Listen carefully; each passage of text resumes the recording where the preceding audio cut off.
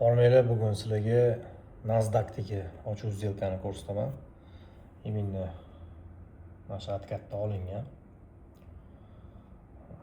Atasida shu joyi ko'rsanglar bo'ladi. Mana bu impuls shortga bo'lgan. Katta lot short ochishgan shu yerda. Svideniya ko'ryapsizlar o'qishini. Agressiya bo'lgan mana shu yerda. Kelib test qilgan shu zonani. Shu zonaga yetmasdan mana shu joydan tepaga qarab yurishni boshladi. Sразу impuls berdi. Ketayotgan momentda yo'lda katta lot longga ochishni boshlashdi. 745-200 lotlab сделкаlar qilishdi. Tepalarda mana katta сделкаlar ko'rsanglar bo'ladi. Katta uchida olishyapti. 75-54 lot.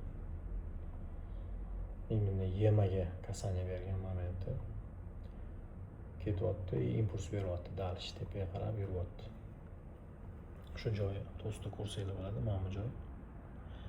Atkat bergan, tepaga qarab yuryapti. Atkatlar bilan ketyapti tepaga. Hozir eng ko'p trade mana shu yerda bo'lyapti. Dnevkasida. Dnevka важный уровеньni 29 ming tagiga o'tib turib, tepaga qarab tortdi.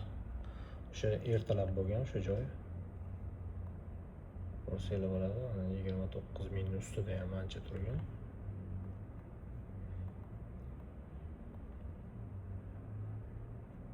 Mana 29 mingni tagiga o'tgan moment nabor bo'lgan. Ustiga olib chiqib, yana ustida nabor qilib, sekin-sekin yurib, shu joyi test qilib ketyapti tepaga. Test qilib ketyapti. Endi bookmapdagi holatini ko'ramiz. Bookmapda shu именно shu joyda iceberg olib kirishgan. Ancha-muncha iceberg kirgan. Общий 254 lot iceberg.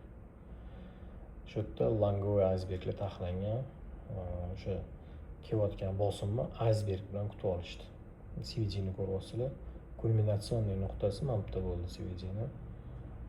Именно shu yerda katta напряженияda short olishdi. Katta объемda. Tepaga qarab yurishni boshladi. Orada крупный сделкаlar bo'ldi, ya'ni katta сделка Svid bilan oldi. Limitlari 846 lot ask oldi. Tepadagi lotda 202 tepada urib olib chiqib ketdi. Ya'ni yo'ldan olib tashlashdi крупный продавецlarni. Atkat berdi, atkatda yana iceberg taxlashni boshlashdi.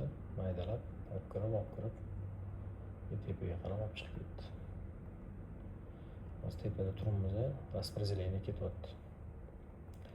Kuzatamiz. Nasdaq trendi long, tepaga yurish veriyatnosti juda katta. Mana bu S&P tepaga qarab ketyapti. Atkan beryapti. S&P ham важный уровень tagidan nabor qilib olib chiqib ketyapti test bilan. S&P'ni 5 minutkasi. Именно shu moment Nasdaqga mana shu momentiga to'g'ri keladi. Bir-birini tortadi, ya'ni S&P как ведущий bozor объемный рынок hisoblanadi. Nasdaqlar sekin o'shalarga ergashadi. Kuzatamiz, bozor tepaga qarab yashil yoppyapti. Недельный свечаlarni ham tepaga qarab yuryapmiz. Ближайший тренд tepaga.